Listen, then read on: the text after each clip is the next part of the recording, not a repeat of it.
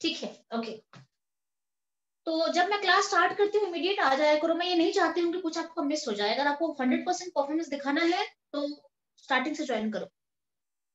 कुछ बच्चे थोड़ा लेट आते हैं, ज्वाइन करते हैं, तब तक थोड़ा बहुत हो भी चुका होता है। अमाइलोपेक्टिन का ये लिंकेज आपको बताती हूँ, मैं आपको एक्सप्लेन कर रही हूँ कि कैसे जाता है। एक बार मैं थोड़ा सा बता देती हूँ आपको, ठीक है। This is my glycosidic linkage. मैं छोटे छोटे मॉलिक्यूल ज्यादा स्ट्रेस करके नहीं बना रही हूँ, इस तरीके से बनाने की कोशिश कर रही हूँ। So let me draw like this, like बाद में हम इसे भरेंगे, ओके। एंड यहाँ पे और एक बना लेते हैं।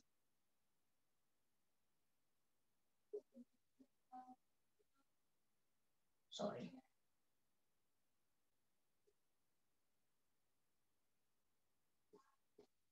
ठीक है। ऐसा लंबा चेन चलते चलते चलते चलते यहाँ पे ये पूरा, यहाँ पे OH रहेगा, यहाँ पे OH है, हियर H, ठीक है।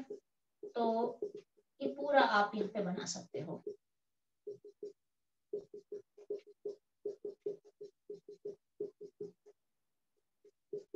बाकी इसको भी आप भर सकते हो।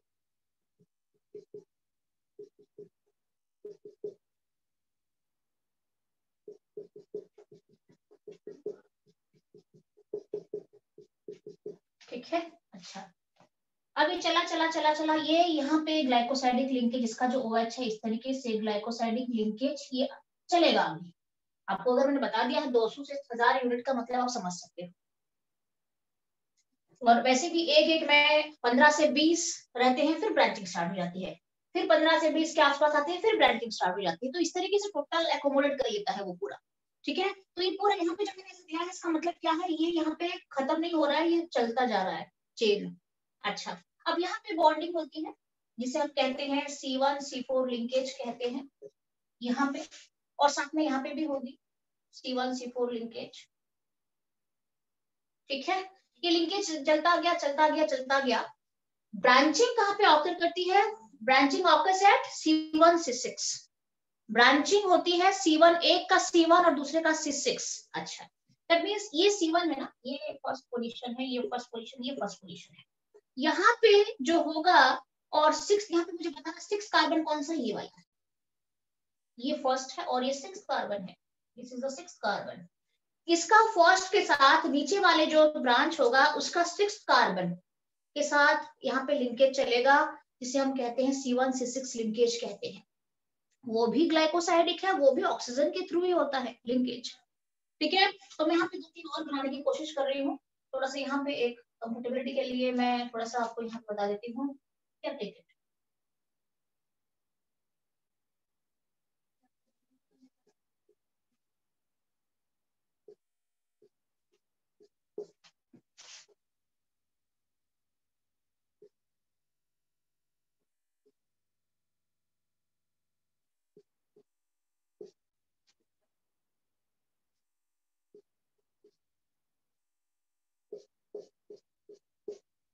लाइक दिस, ठीक है। मैं यहाँ पे नहीं लिख रही हूँ, आपको सारा जैसे लिखा है आप यहाँ पे भी लिख सकते हो। और यहाँ पे हर जगह पे ग्लाइकोसाइडिक C1 C4 तो रहेगा ही, यहाँ पे भी रहेगा, ये भी ऐसे चलेगा पूरा। और साथ में यहाँ पे भी लिंकेज रहेगा ऑक्सीजन के साथ C1 C4, ये सारा C1 C4 लिंकेज है। और यहाँ पे भी आगे ये बढ़ेगा, तो ये भी यहाँ पे रहेगा लाइक दिस, ठीक है, लाइक दिस। यहाँ पे भी ये C1 ऑक्सीजन लिंक, यहाँ पे भी C ऑक्सीजन लिंक रहेगा, यहाँ पे ये पूरा फॉलो होगा, यहाँ पे भी ऑक्सीजन लिंक ऐसे रहेगा और ये चलेगा। और ये दोनों जुड़ेंगे, दो ब्रांच, ये एक ब्रांच लीनियर, ये एक ब्रांच लीनियर, तीसरे नीचे और एक ब्रांच रहेगा लीनियर, और एक नीचे ब्रांच रहेगा।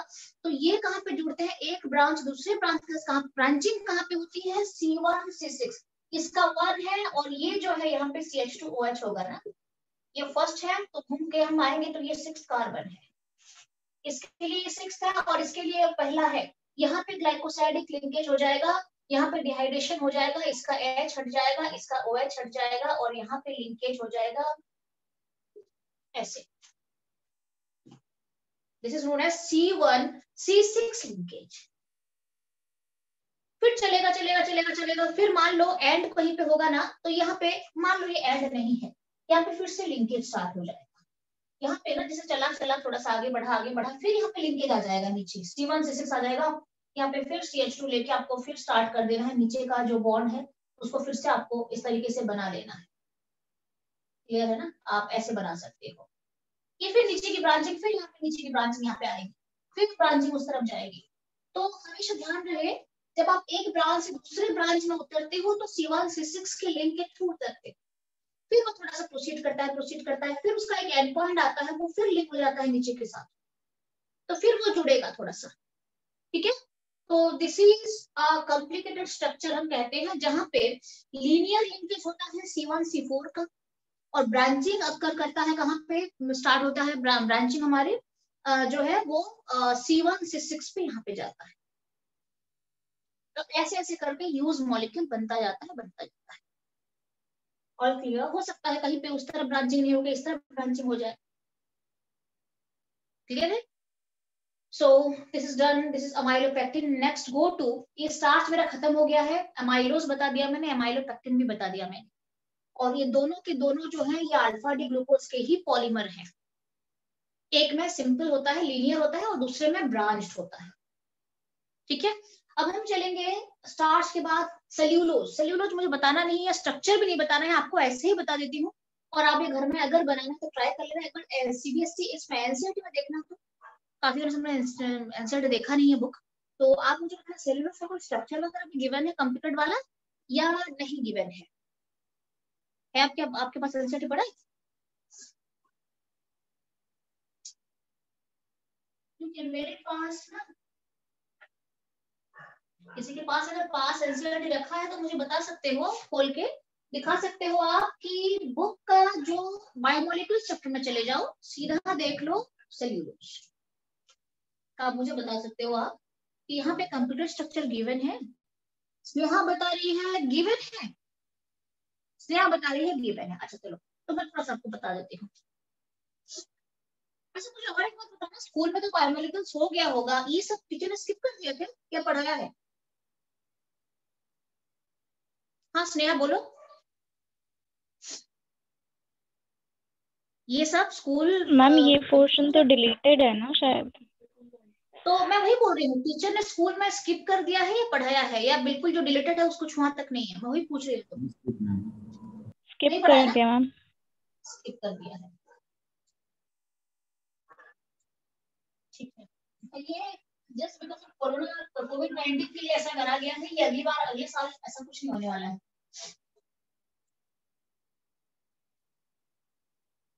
चलो ठीक है, तो देख लो, अगर गैलेक्टोस नहीं चाहिए तो सही है, इसका नहीं चाहिए सेल्यूलोज, तो मैं खाली ऐसे ही बता देती हूँ, आप एक बार बुक भी रेफर कर सकते हो। ठीक है, टाइम क्यों हम अननेसेसरी लेंगे, हम एंट्रेंस स्टार्ट करेंगे फिर ना अभी। Cellulose and glycogen. सेल्यूलोज क्या होता है? प्लांट सेल का जो वॉल होता है ना, वो मोस्टली सेल्यूलोज से बना हुआ होता है, उसका जो मेन कंस्टिट्यूएंट होता है वो सेल्यूलोज होता है। किसका? प्लांट सेल का जो सेल वॉल बना होता है वो सेल्यूलोज से बना हुआ होता है। अच्छा, ये लीनियर चेन होता है, किसका लीनियर चेन होता है? बीटा डी ग्लूकोज का लीनियर चेन होता है।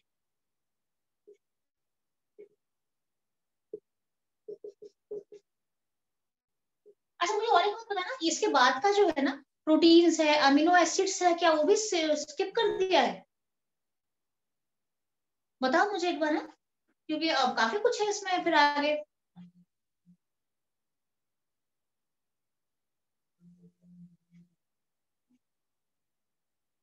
तो देख मुझे बताना, तो रिड्यूस पोर्शन में प्रोटीन वगैरह है कि नहीं, डीएनए आरएनए का स्ट्रक्चर जो है डीऑक्सीराइबो ऑक्सीराइबो ये सारे हैं, या बिल्कुल उसको भी डिलीट कर दिया गया है?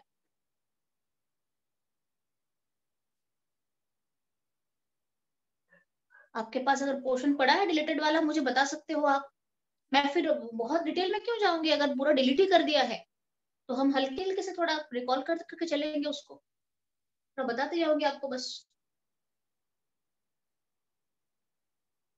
देखना तो मुझे बताना, अमन मुझे बताना, प्रोटीन्स यहाँ डिलीटेड ये पोर्शन है या आगे के सारे डिलीटेड है? फिर हम फटाफट सिलेबस खत्म करके रिवीजन स्टार्ट करेंगे। Linear chain of beta D glucose, ये लीनियर चेन है, कोई ब्रांचिंग नहीं होगी, बट बीटा डी ग्लूकोज का है। ये दोनों अल्फा डी ग्लूकोज है, ये बीटा डी ग्लूकोज है। सिंपल है, ओके। और ये सेल वॉल का मेन कंस्टिट्यूएंट होता है बीटा डी ग्लूकोज का C1C4 लिंकेज, C1C4 या C1C4 लिंकेज। तो आप खुद बीटा डी ग्लूकोज ड्रॉ करके दो बीटा डी ग्लूकोज को लेके आप C1C4 लिंकेज खुद बता सकते हो। थोड़ा सा मुझे बता सकते हो, थोड़ा आपने तो इतना पढ़ लिया है, मुझे एक बार बताना, यहाँ पे C1C4 लिंकेज अगर होगा सेल्यूलोज का बीटा डी ग्लूकोज का, अगर C1C4 लिंकेज होगा तो ऑक्सीजन जो लिंक बनेगा, आगे का पार्ट डिलीट नहीं है अमन? सब कुछ है? इसमें से ग्लूकोज, लैक्टोज और मेल्टोज रिलेटेड है, सेल्यूलोज और ग्लाइकोज। हाँ, आगे का सारा होगा। प्रोटीन्स जो है आपका, ग्लोबुलर प्रोटीन है, फाइब्रस प्रोटीन है, ये सब मेरे ख्याल से पूरा आगे का सिलेबस होगा। फिर भी अगर आपको पता है कहीं पे कुछ है तो मुझे पहले से व्हाट्सएप में डाल देना, ठीक है? तो हम उसको फिर स्किप करेंगे। क्या करेंगे, स्किप तो करना मैं नहीं चाहती क्योंकि एंट्रेंस के बच्चों को मैं फिर मुझे पढ़ाना पड़ेगा। C1C4 लिंकेज मुझे बता सकते हो, थोड़ा विजुअलाइज करो। बीटा डी ग्लूकोज 2 लेके थोड़ा सा इमेजिन करो, लिंकेज ऐसा बनेगा ऑक्सीजन का, या लिंकेज ऐसा बनेगा ऑक्सीजन का। आपको मैंने दो तरीके का लिंकेज पढ़ाया था। ऐसा लिंकेज कहाँ पे बनता है, एक बार मुझे बता सकते हो? ये लिंकेज आपने कहाँ पे देखा था? स्ट्रेट लिंकेज है और यहाँ पे थोड़ा सा इस तरीके का लिंकेज कहाँ पे पढ़ा था आपने? ये लैक्टोज में पढ़ा था, लैक्टोज में पढ़ा था। इस तरीके का टिल्टेड लिंकेज होता है वहां पे। और मुझे आप थोड़ा बताओ, सेल्यूलोज में भी इस तरीके का लिंकेज होगा अगर मैं बीटा डी ग्लूकोज को लेती हूँ तो? बीटा डी ग्लूकोज का दो, हाँ, दो अगर मैं रखूंगी, इज इट? इस तरीके का टिल्टेड लिंकेज हो रहा है बीटा डी ग्लूकोज में, सेल्यूलोज में, ठीक है? एंट्रेंस में हो सकता है आपको ऑप्शंस वाला इस तरीके से पूछ सकते हैं, लिंकेज ऐसा रहेगा या सेल्यूलोज में लिंकेज थोड़ा सा इस तरीके से रहेगा? तो ये थोड़ा सा इस तरीके से लिंकेज रहेगा। यहाँ पे OH ग्रुप होगा, यहाँ पे नीचे OH ग्रुप होगा, यहाँ से डिहाइड्रेशन होगा, ठीक है? तो ये है, आप कर लेना, बाकी पढ़ लेना। थोड़ा सा बीटा डी ग्लूकोज का मैंने बता दिया है आपको, क्लियर ना? अच्छा, ग्लाइकोजन क्या होता है? जैसे प्लांट के मेन फूड स्टोरेज होता है आपका स्टार्च होता है ना, सिमिलरली एनिमल बॉडी के अंदर जो फूड स्टोरेज होता है मेनली उसे हम कहते हैं ग्लाइकोजन कहते हैं। जो फूड स्टोरेज रहता है एनिमल का, ये कई बार आपका उसमें भी जाता है, ये basically storage, main food storage होता है एनिमल बॉडी में, और ये पाया जाता है लिवर में, पाया जाता है ये मसल्स में, पाया जाता है और ब्रेन में पाया जाता है, इसके जो सेल्स होते हैं जहाँ पे फूड स्टोरेज होता है प्रॉपर, ठीक है?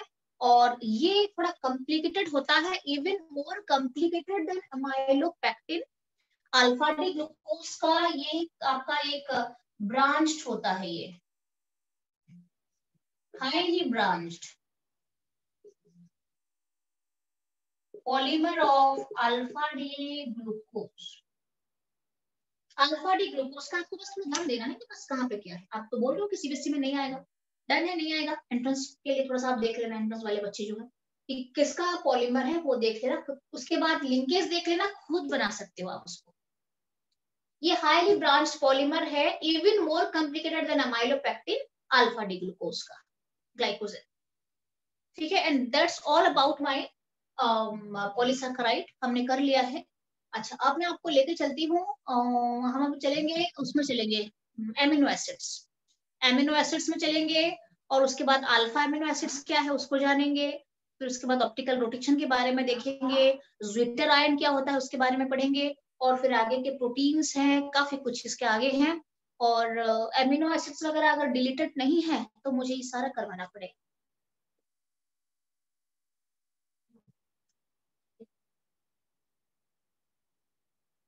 ठीक है? Just a minute, just a minute. कितना टाइम और बचा है इस सेशन के लिए देखना एक बार। 10-15 मिनट अगर है तो मैं थोड़ा स्टार्ट करा दूंगी।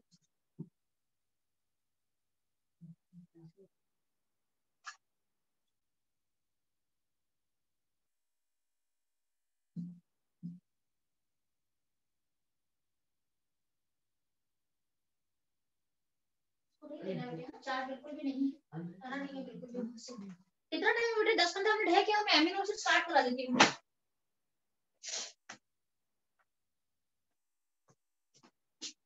देखना टाइम देखो।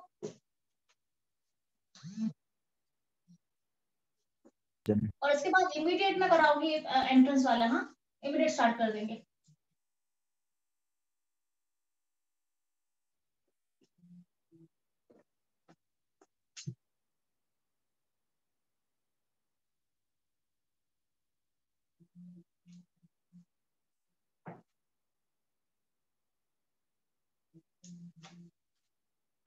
हाँ तो अमन, एमिनो एसिड्स है ना, ये नहीं है देखो। तो पढ़ा दूंगी और फिर बोलोगे नहीं मैम ये डिलीट हो गया बोलोगे। देख लो अमन। मैम है amino acids, what are amino acids. और जैसे आपने अभी देखा ना कि ग्लूकोज फ्रक्टोज जो है वो स्टार्च सेल्यूलोज का मोनोमर है, उससे मोनोमर से बनता है मेरा डाइसैकेराइड जो है बनता था। सिमिलरली एमिनो एसिड्स जो है these are the building blocks of proteins. हाँ बहुत अच्छा बहुत अच्छा। these are the monomeric form और these are the building blocks of proteins। Protein यहाँ से बनता है। मोस्टली प्रोटीन्स जो होता है वो अल्फा बोल रही हूँ मैं आपको, अल्फा एमिनो एसिड से बनता है प्रोटीन्स। तो हम धीरे धीरे देखते हैं कि कौन कौन सा एमिनो एसिड्स होता है, कैसे होता है।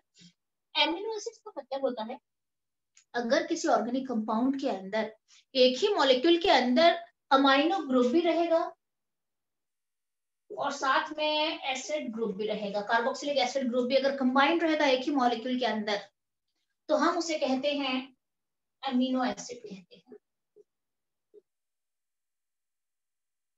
ये एसिडिक प्रॉपर्टी भी दिखाता है और एक ही मॉलिक्यूल के अंदर बेसिक प्रॉपर्टी भी दिखता है मुझे, क्योंकि ये बेसिक प्रॉपर्टी दिखाता है और ये एसिडिक प्रॉपर्टी दिखाता है। फॉर एग्जांपल अगर मैं लेती हूँ तो ये मेरा बन जाएगा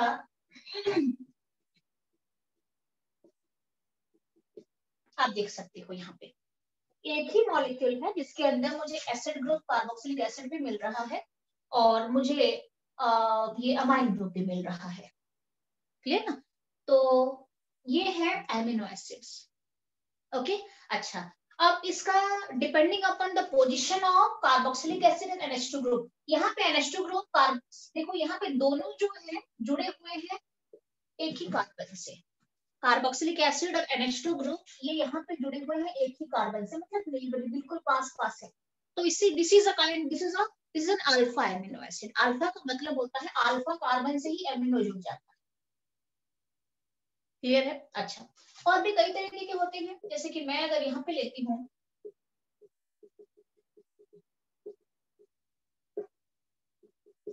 यू कैन सी हियर, ये किस तरीके का एमिनो एसिड बनेगा। ये this is a beta amino acid. दोनों नेबरिंग कार्बन पे ही जुड़े हुए हैं, एक पे दोनों जुड़े हुए नहीं हैं। अगर एक पे जुड़े हुए रहेंगे तो this is alpha amino acid, this is a beta amino acid. Similarly मेरे पास gamma amino acid, delta amino acid, alpha beta gamma delta हम लेते हैं, अल्फा बीटा लेते हैं, गामा लेते हैं, हम डेल्टा लेते हैं। ये जो होता है depending upon the position of carboxylic acid and amine group attached. ठीक है? अच्छा, ये तो पैरेंटल एमिनो एसिड्स है। ओके, बट मेरा जो प्रोटीन मॉलिक्यूल बनता है वो बनता है अल्फा एमिनो एसिड से बनता है। प्रोटीन मॉलिक्यूल जो होता है ये काफी सारे अल्फा एमिनो एसिड कंबाइन करते हैं। ओके, और उससे मेरा बनता है प्रोटीन मॉलिक्यूल बनता है। So next go to alpha amino acid. आगे आपको पढ़ना है सिंपली अल्फा एमिनो एसिड के बारे में पढ़ना है। होते तो बहुत तरीके के एमिनो एसिड्स हैं बट आपके सिलेबस में ओनली अल्फा पढ़ना है आपको, alpha amino acids. So next is alpha amino acids. तो ये आपको मैंने बता दिया है अल्फा एमिनो एसिड्स जो होते हैं these are the building blocks of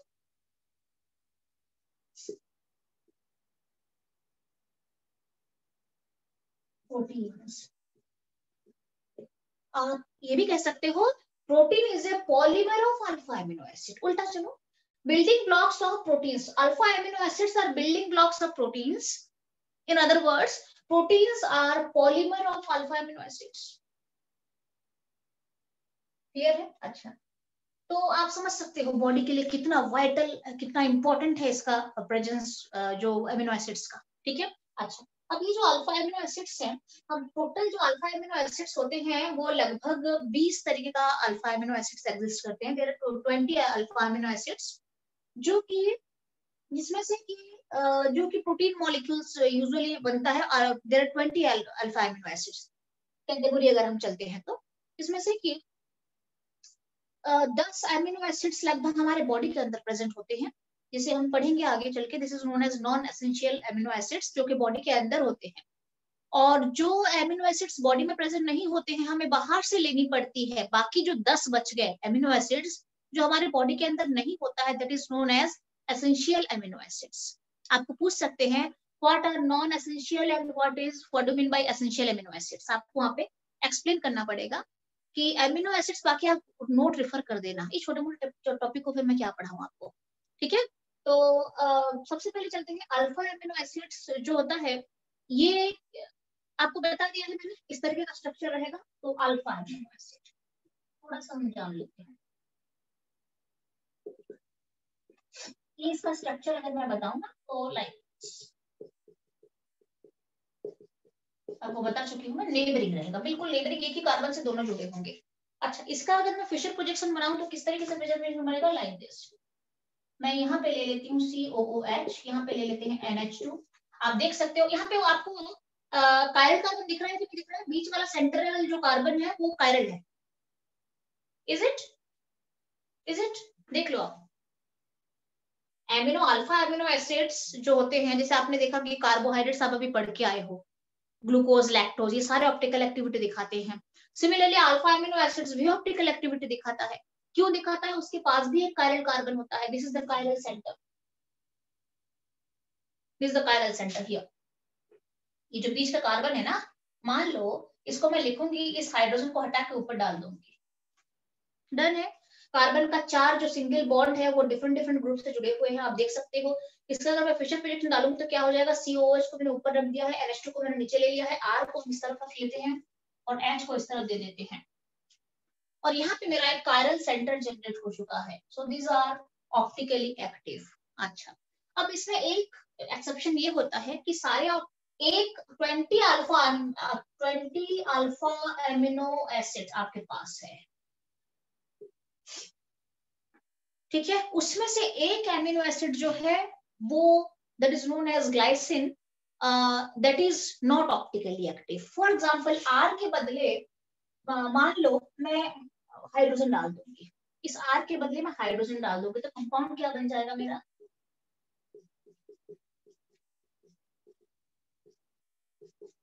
alpha तो रहेगा, अल्फा एमिनो एसिड। ये तो एसिडिक प्रॉपर्टी भी दिखाएगा और बेसिक प्रॉपर्टी भी दिखाएगा। अपने बीच में सॉल्ट फॉर्मेशन भी करते हैं, ये ज्यूटेराइन जिसे कहते हो आप। बट यहाँ पे अगर R के बदले में हाइड्रोजन लेती हूँ, this is known as glycine molecule, ठीक है। And is glycine an optically active compound? ये ऑप्टिकली एक्टिव है क्या अभी?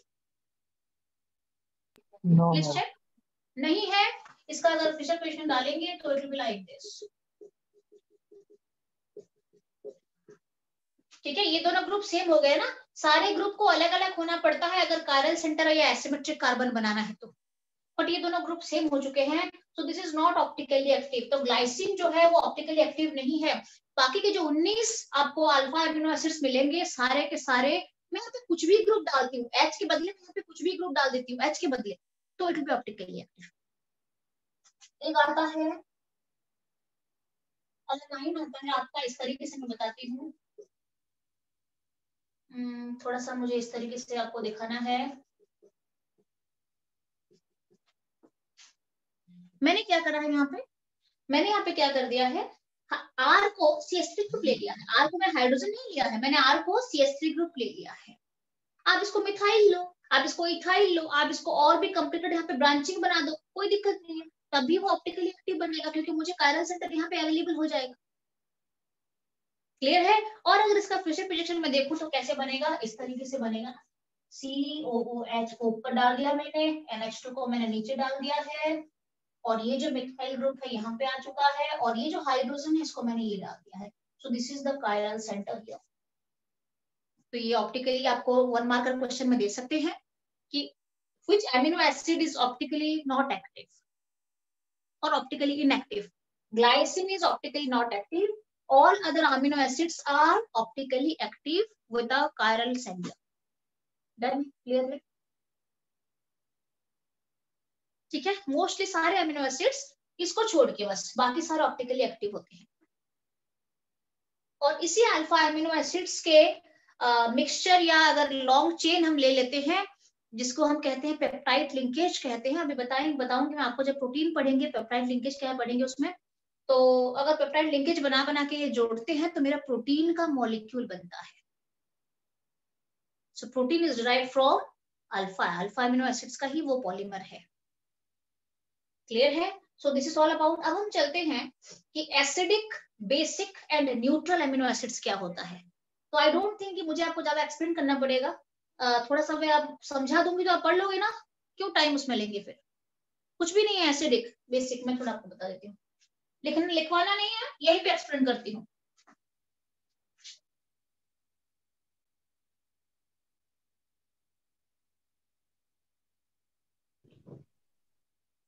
ठीक है, मैं इसको थोड़ा रफ कर लेती हूँ। क्या कहा मैंने? एसिडिक,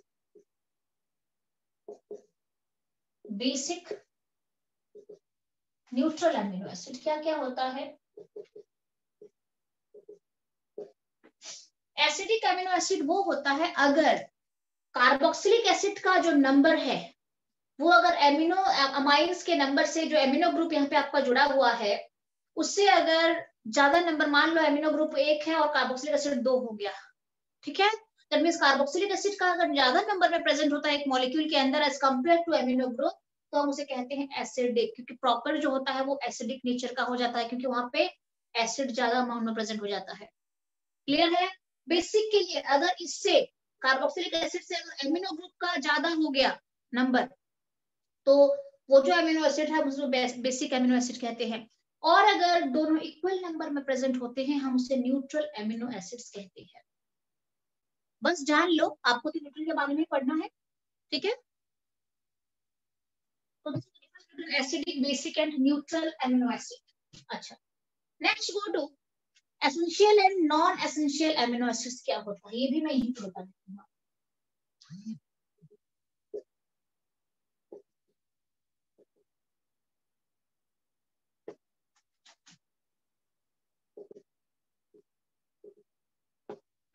क्या होता है ये, हम इसमें ज्यादा टाइम, अच्छा बच्चे आने लगे हैं, 11th के बच्चे आने लगे हैं एंट्रेंस के लिए, तो बस इसको यहाँ तक करवाती हूँ मैं, ज़्विटर-आयन कमिंग क्लास पढ़ाऊंगी, ठीक है। ज़्विटर-आयन का कंसेप्ट जो है ना कि आइसोइलेक्ट्रिक पॉइंट किसे कहते हैं, कौन से पीएच में, थोड़ा वो बताऊंगी आपको, टाइम लगेगा थोड़ा सा। Essential and non essential amino acid जो होते हैं, मैं आपको बताया टोटल 20 होते हैं, 20 में से 10 एसेंशियल होता है और 10 नॉन एसेंशियल होता है एमिनो एसिड्स।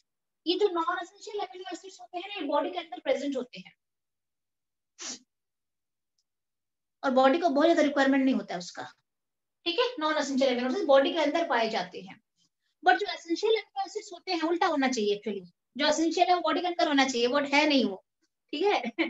तो जो नॉन एसेंशियल है वो बॉडी के अंदर है, और जो एसेंशियल एमिनो एसिड्स होते हैं 10 जो है वो बॉडी के अंदर प्रेजेंट नहीं होते हैं, बट उसकी रिक्वायरमेंट बहुत ज्यादा होता है बॉडी को। तो वो क्या करता है, डाइट के थ्रू वो बाहर से एक्सेप्ट करता है बॉडी, या लेता है उसे बॉडी थ्रू प्रॉपर डाइट्स, वो 10 एमिनो एसिड जो एसेंशियल है वो बाहर से उसे लेता है, ठीक है।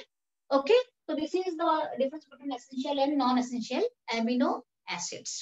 ओके, तो हो चुका है हमारी क्लास। आप एक काम करना, ठीक है, क्योंकि बच्चे भी आने लगे हैं अभी, ठीक है, और प्रणब का भी मैंने अटेंडेंस में ग्रुप में डाल दिया है। आप एक काम करना, इमीडिएटली ना अटेंडेंस ग्रुप में डाल,